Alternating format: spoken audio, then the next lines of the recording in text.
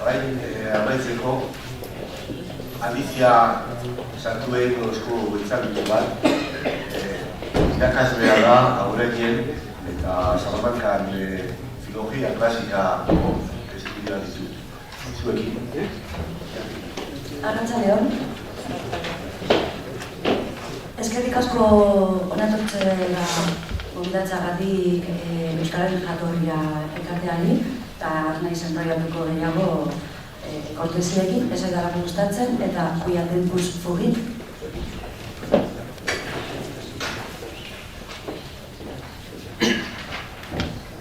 Ekingo diot prólogo programáticoari. Me propongo denunciar el dogmatismo inherente a las opiniones que, al parecer, demuestran la imposibilidad de los grafitos en lengua latina hallados en Velella en el verano del 2006. Si esta insignificante mortal se permite tal osadía para con olímpicos catedráticos, ello se debe a que cuando cursó sus asignaturas de lingüística indoeuropea, aprendió que toda opinión relativa a la reconstrucción de una palabra no documentada textualmente debe llevar un asterisco delante que indica que no es más que una mera hipótesis sujeta siempre a discusión científica. Si la ciencia basa su método en la duda constante, no entiende esta humilde filóloga mortal que los argumentos esgrimidos para calificar como falsos los grafitos de Velella tengan esa carga de dogmatismo que repele a los asteriscos que deberían llevar delante, invitando al cuestionamiento de la verdad contenida en ellos. Como tampoco entiende que esos argumentos que la Comisión Científica creada a principios del 2008 para dirimir la autenticidad o falsedad de los grafitos y que no dejan de ser una opinión, puedan haber sido las pruebas irrefutables y definitivas de que los grafitos no son auténticos. De la raíz europea doc, con asterisco delante, proceden al parecer el verbo latino docere, de donde docencia, docente, doctor, doctor, y la palabra griega doxa, que significa opinión. De la misma raíz procede también dogma, que según el diccionario de la Real Academia Española es una proposición que se asienta por firme y cierta y como principio innegable de una ciencia, siendo su sentido más común el de una doctrina sostenida por una religión u otra organización de autoridad y que no admite réplica. Es decir, es una creencia u opinión psicoconocida, individual o colectiva no sujeta a prueba de veracidad, cuyo contenido puede ser religioso, filosófico, social o del tipo que sea, impulsado por una utilidad práctica. A este respecto, quisiera relanzar aquella pregunta retórica de Idoia Filloy o Idoia Velella en el debate del verano pasado en el programa Contra, y que como pregunta retórica que era no recibió contestación alguna, claro, que decía algo como esto: si los arqueólogos encontramos un material que contradice un dogma filológico, ¿ello qué supone? Un cuestionamiento del dogma. Y es en este punto en donde procede a aclarar cuál es la postura desde la cual aportaré mis consideraciones respecto a algunas de las opiniones de ciertos miembros de dicha comisión científica relativas a algunos aspectos de los grafitos latinos de Velella. Frente al dogmatismo que me parece percibir subyacente en esas opiniones de expertos y que denota una falta de contextualización en la interpretación de los textos, reivindico la necesidad del uso de la imaginación, de la mano, eso sí, de la razón y de la lógica a la hora de plantear hipótesis cuando se trata de reconstruir hechos del pasado recientemente documentados. Es por eso que he querido titular mi intervención de lo inconcebible y lo concebible. Pues opino que para poder concebir algo se requiere tanto de la imaginación como de la capacidad cognitiva e intelectiva que nos aportan la razón y la lógica. A este respecto confieso y advierto que me he sentido cautivada por la imaginativa hipótesis inicial de los arqueólogos Idoia Filloy y Eliseo Gil, que postula y concibe la existencia de un pedagonium ubicado en el sector 5 de Velella, lugar en el que ha sido hallado buen número de los grafitos del corpus velellano. Es en ese contexto hipotético, ahí, en donde voy a situar mis fantasiosas opiniones, aceptando, ¿por qué no?, la existencia de tal escuela y que el adjetivo fantasiosas no lleve a engaño, para caló. Porque el término griego fantasía no tiene que ver necesariamente con la ficción, sino que se traduce en castellano por simple y pura imaginación. Mucho ha indignado a los expertos el nominativo Venus en un contexto sintáctico en el que querrían un genitivo, en cuyo caso la traducción sería Eneas, hijo de Anquises y Venus. Así, Pilar Velázquez afirma rotundamente en la página 13 de su informe: Un caso inequívoco de la no autenticidad de las piezas es el del grafito número 11425, que reúne en sí mismo diversas incongruencias. No voy a detenerme en las incongruencias que Velázquez encuentra en el entrecomillado de Eneas, ni en la ausencia del diptongo del para ella esperado a Eneas, ni en la coma, ni en la presencia de dos grafías y dos palitos para la letra E, pues son estos aspectos que Idoia Filloy ha expuesto minuciosamente en su excelente informe de 415 páginas sobre los textos en latín. Aunque sí quiero aportar una idea nueva, tal vez para algunos ingenua, sobre la presencia de dos grafías para la E. Los romanos distinguían dos tipos de E, una larga y otra breve, al igual que los griegos.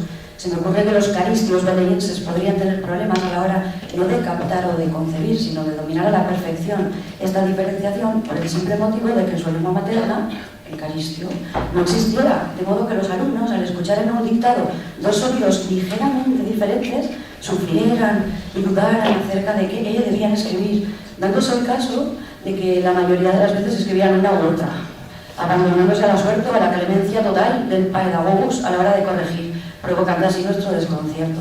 Tengas en cuenta a este respecto que la pieza fallada en el sector 5, o supuesto pedagogio. Voy a centrarme en lo que Velázquez considera errores impensables de Venus por Veneris, genitivo, y Fili, en aparente genitivo, se pregunta, por Filius, nominativo en función de oposición de Eneas. Bien, supongamos que la traducción no es Eneas, hijo de Anquises y Venus, sino que el texto incompleto de Oestracon reza Eneas, Anquises y Venus, hija de Júpiter. De modo que la palabra Fili estaría incompleta y faltaría el resto.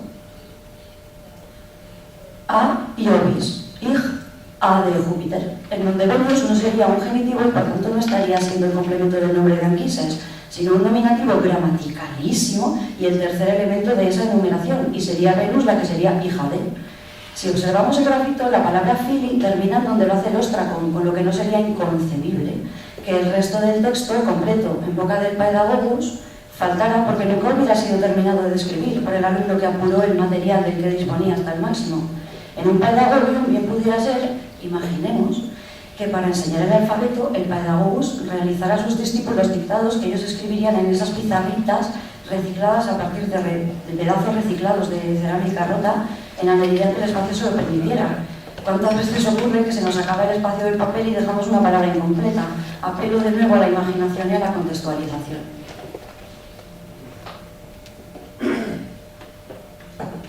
Por otro lado, observo que Velázquez no ha reparado, o al menos nada dice al respecto en su informe sobre este grafito, en que Anquises tampoco es tan genitivo. Si la función para ella está en un nominativo que sería igualmente impensable o inconcebible, quiero decir. Si la función que quiere aplicársele es, como a Venus, la de genitivo. Por tanto, me parece no solo razonable, sino también concebible mi interpretación en la que tanto Eneas como Anquises como Venus serían nominativos.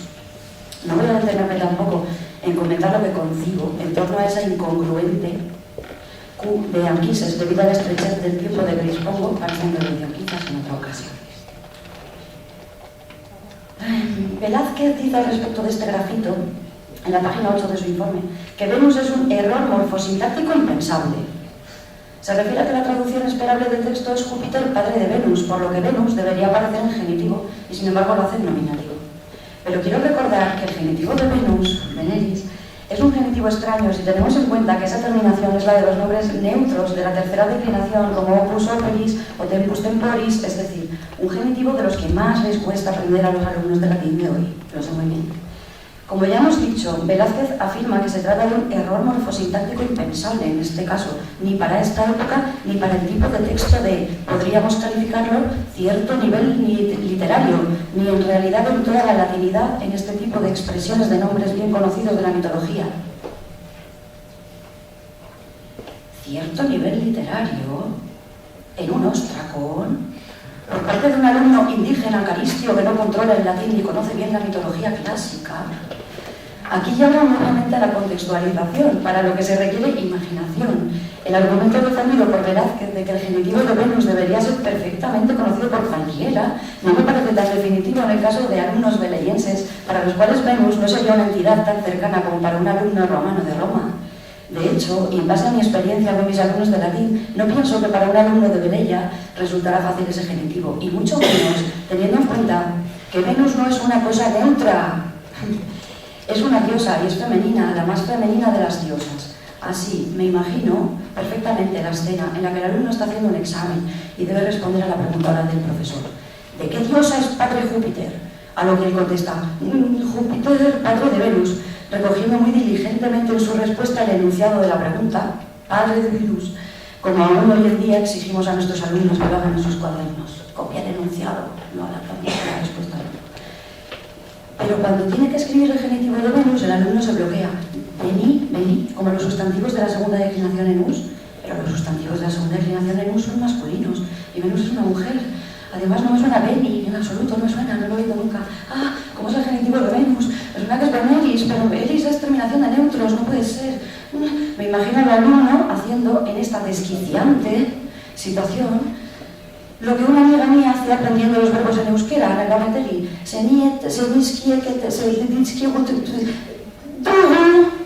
Exclamando tugu y empleando así este auxiliar en cualquier contexto sintáctico para escaparse del problema. Total, no se trata de un examen de sintaxis latina, pensaría el alumno, sino de cultura clásica. Lo que el profesor quiere es que yo sepa quién es la hija de Júpiter. ¿Por qué no? Además, Venus, Afrodita, nació de la espuma, afros, en griego, sin padre ni madre, cuando Cronos castró a su padre Urano y arrojó sus testículos al mar. No es hija de Júpiter. Lógico o concebible, si se le echa imaginación y se intenta contextualizar, es que ante la duda del alumno de estar respondiendo equivocadamente a la pregunta del examen se pusiera muy nervioso y la inseguridad morfosintáctica con el genitivo de Venus terminara por desesperarlo, optando por escribir el nominativo sin volverse más loco. Venus. Y como si ello diera más credibilidad a la hipótesis, nótense el tachón delante de Venus en el gráfico. Por otra parte, y por echar mano ahora más de la razón y de los datos bien documentados que da la imaginación, una de cal y otra de arena, sabido es que el genitivo es uno de los primeros casos de la declinación en perderse en latín vulgar. Parece ser que a comienzos del siglo III después de Cristo, y de una Filoia aplicaron en su informe numerosos ejemplos de nominativos progenitivos ajenos a Verella, pero coetáneos a sus hallazgos. El alumno continúa respondiendo a las preguntas del Pedagogus en ese examen de cultura clásica. ¿Quiénes son los ancestros míticos de Julio César? A lo que el alumno responde correctamente. Ahí están, Venus y Eneas, indicando con esa marca, llamada oid coma, el final de su respuesta.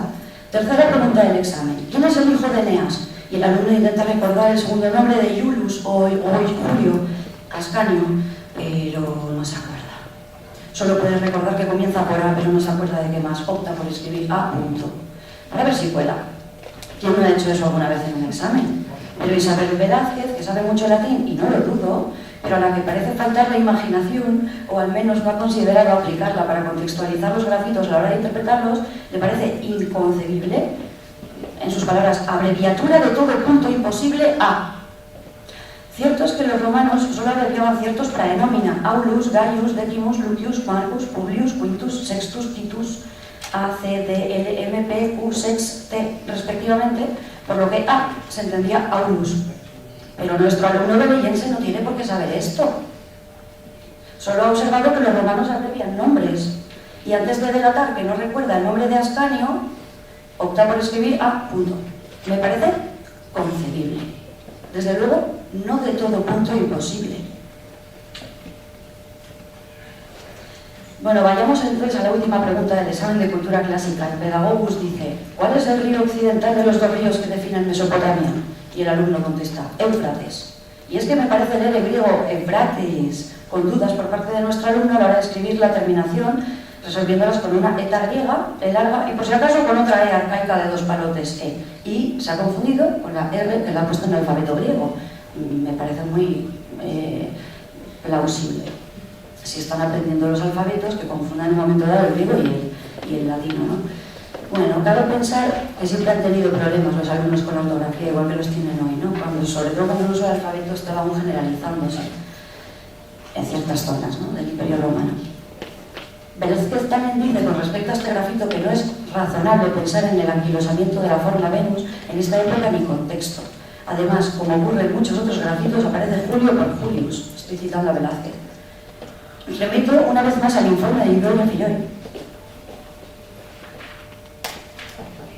Para la cuestión de los nominativos masculinos en A, y en relación a la grafía J y U, y a mi párrafo anterior en el que he señalado que sí existe documentación sobre el anquilosamiento del nominativo por el genitivo en esta época, en lo que se refiere al nominativo vemos.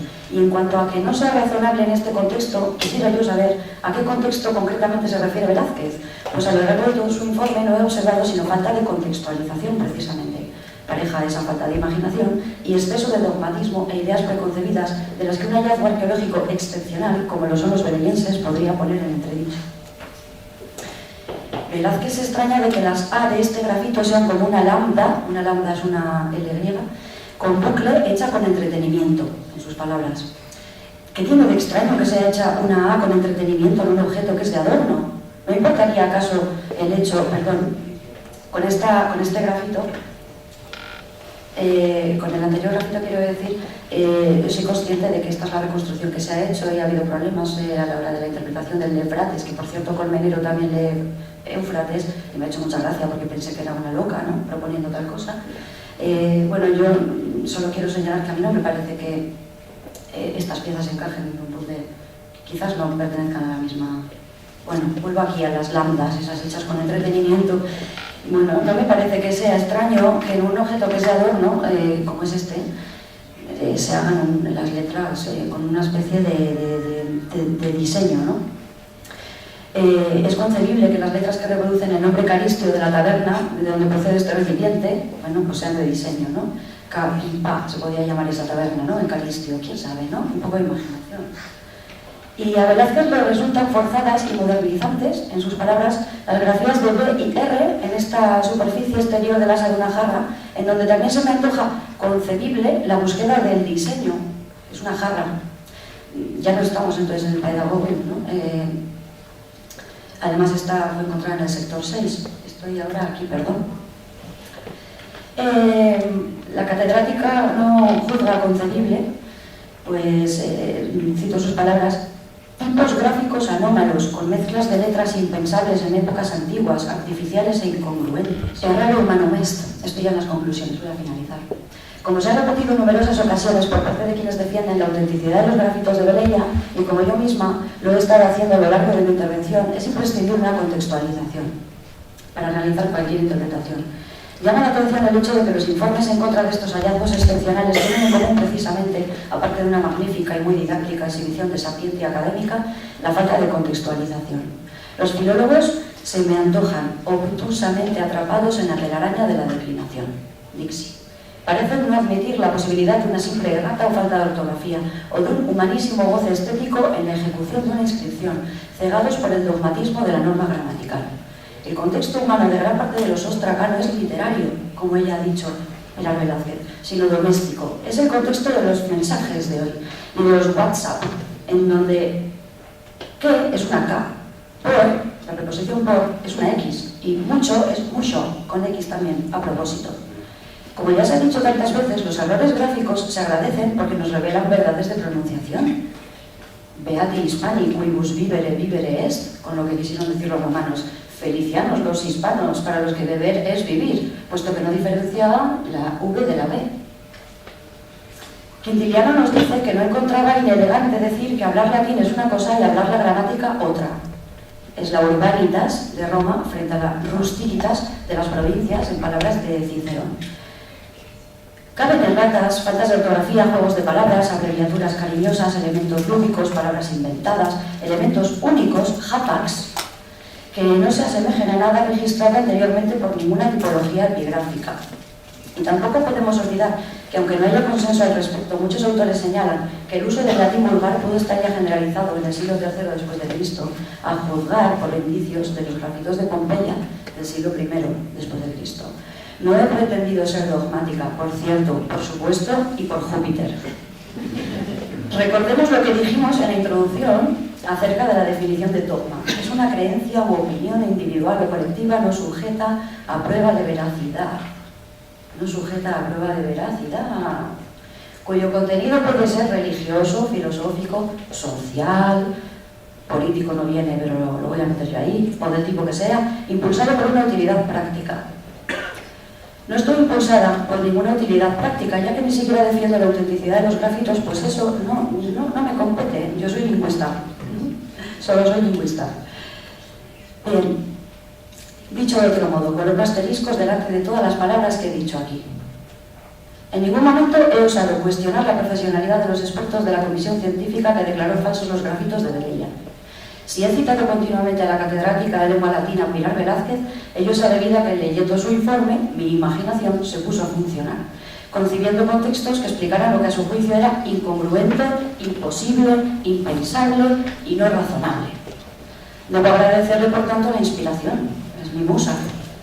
Si en algún momento he incurrido en hibris o mis palabras han resultado insolentes o impertinentes, pido disculpas, pues no era esa mi intención.